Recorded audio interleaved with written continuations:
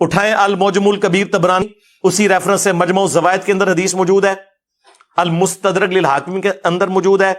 کہ حضرت عبداللہ بن عمر اپنے آخری دنوں میں کہتے تھے مجھے پوری زندگی کسی نیک اعمال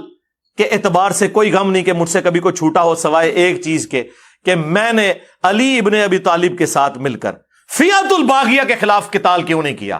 جو بات مولا علی کے ساتھیوں کو ان کی زندگی میں سمجھ آ گئی تھی، عبداللہ بن عمر کو وہی بات 34 ایئرز کے بعد جب بنو امیہ نے انہیں قتل کروانے کی کوشش کی اور وہ شہید ہوئے اسی کے اندر، ان کو سمجھ آ گئی۔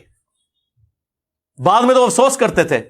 اسی پہ تو میں نے بولا تھا نا کہ عبداللہ ابن عمر جیسا ہے ہی کوئی نہیں، تو اڈے نیوٹرل تھے، شے ہی کوئی نہیں۔ عبداللہ بن عمر رضی اللہ تعالیٰ عنہ یہ بھی نیوٹرل تھے، بالکل۔ تو عبداللہ بن عمر رضی اللہ تعالیٰ عنہ بعد میں افسوس کیا کرتے تھے کہ میں نے ان جنگوں میں سیدنا علی رضی اللہ تعالیٰ عنہ کا ساتھ نہیں دیا، تو اس کی کیا وجہ تھی؟ یہ کہاں ہے کہ انہوں نے کہا کہ میں نے ان جنگوں میں تیرے کے ساتھ مستدرک حاکم سے اور اسی طرح مجموع اس کی تو الزوائد سند سے ہی نہیں یہ ہے۔ ایک روایت پیش کرتے ہیں۔ مستدرک حاکم میں تو اس کی سند ہی نہیں ہے۔ سند اوپر بیان کی گئی ہے نا اس میں۔ یہ دیکھیں میرے ہاتھ میں ہے المستدرک علی الصحیحین، یہ دیکھیں، یہ ہے مرزا صاحب کا علمی کتابی کا بھی سارا پول کھل جاتا ہے، وہاں سند ہی نہیں ہے، ڈوٹ ڈوٹ ڈوٹ ڈوٹ لگے ہوئے ہیں۔ جی جی، یعنی جہاں حضرت علی رضی اللہ عنہ کے ساتھ یہ جو ہے نا کہ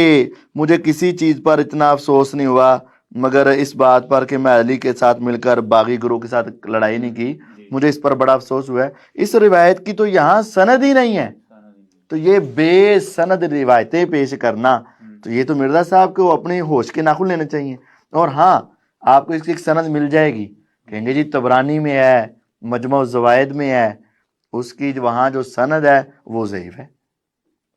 اس کی سند کے اندر حبیب بن ابی ثابت راوی مدلس ہے،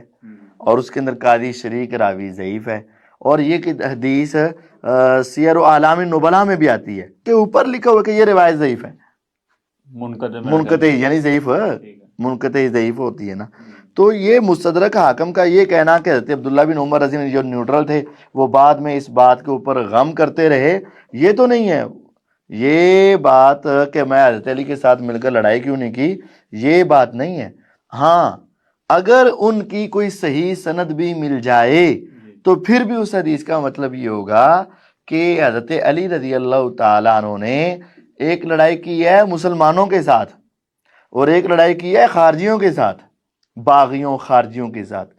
تو حضرت عبداللہ بن عمر رضی اللہ تعالیٰ کی بات کا پھر مفہوم یہ لیا جائے گا کہ ان خارجیوں کے خلاف، ان باغیوں کے خلاف جو حضرت علی رضی اللہ تعالیٰ کی الوہیت کے بھی قائل تھے اور حضرت علی رضی اللہ تعالیٰ کے بعد میں تکفیر کے بھی قائل ہو گئے اور ان کو کافر بھی کہنا شروع ہو گئے، تو ان کے خلاف لڑائی کیوں نہیں کی؟ تو ان کے خلاف لڑائی کرنا تو کتاب و سنت سے ثابت ہے۔ بہرحال کسی ایک صحیح سند میں بھی یہ بات ثابت نہیں ہے کہ حضرت عبداللہ بن عمر رضی اللہ تعالیٰ عنہ نے کہا ہو کہ میں نے علی کے ساتھ مل کر معاویہ کے خلاف لڑائی کیوں نہیں کی، یا جمل اور صفین میں لڑائی کیوں نہیں کی، مجھے اس پر بڑا غم میں افسوس ہے، ایسی کوئی بات نہیں ہے۔